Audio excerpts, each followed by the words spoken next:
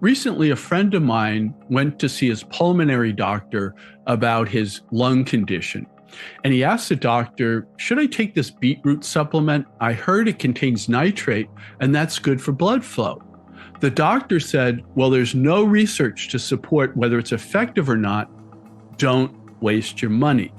So today, we'll talk about why doctors have a bias against natural medicine. Well, the first thing is that most doctors believe they practice evidence-based medicine. The truth is that almost all the information that most doctors, we're talking about 80%, get is from drug companies. And drug companies believe that drugs are good, herbs and supplements are bad. Why? Because drug companies make money off drugs, not off herbs. So basically, now one thing you could ask your doctor, do you believe in evidence-based medicine? Oh yes, I believe in evidence-based medicine. Well, do you believe in Motrin for menstrual cramps? There's no evidence. Do you recommend SSRI antidepressants? Scholars at Harvard said, we don't know if antidepressants work, if they work, and how they work. We don't know. So these are not, Motrin for cramps or SSRI antidepressants are not examples of evidence-based medicine, even though many doctors think they are. Now, one of the things that's really at the height of it, height of doctors' misunderstanding about herbs and nutrients is lack of training.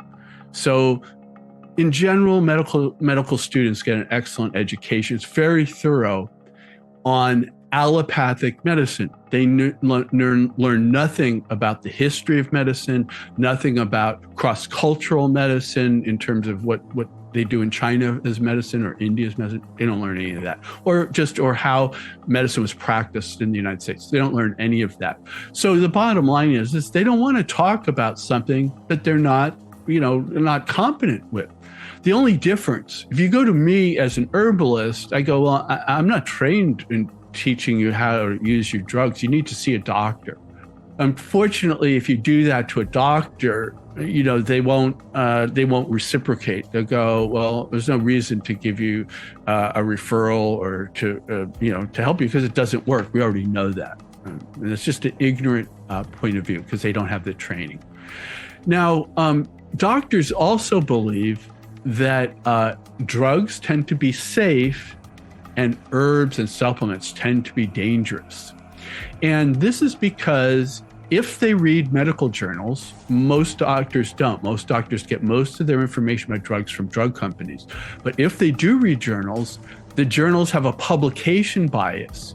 And that means herb or supplement good, we don't publish. Herb or supplement bad, front cover material. Again, that's because herbs and supplements compete with drugs. Now, the next area to focus in on liability. So this really cuts to the heart of it. Vince DeVito, who's an MD and used to be the head of the National Cancer Institute, has this quote. He goes, most doctors care mostly about increasing their income and reducing their liability. So what DeVito is saying is that doctors first want to make sure they have a high income. Next, want to make sure there's no way people can sue them. And patient concerns are third. So remember, doctors have a bias against natural medicine. Whenever possible, consult with a practitioner who can advise you about how to combine alternative as well as conventional approaches. If you'd like to see more videos like this, please be sure to like and subscribe. This would really help us grow our channel. Thanks for joining us, and we'll see you next time.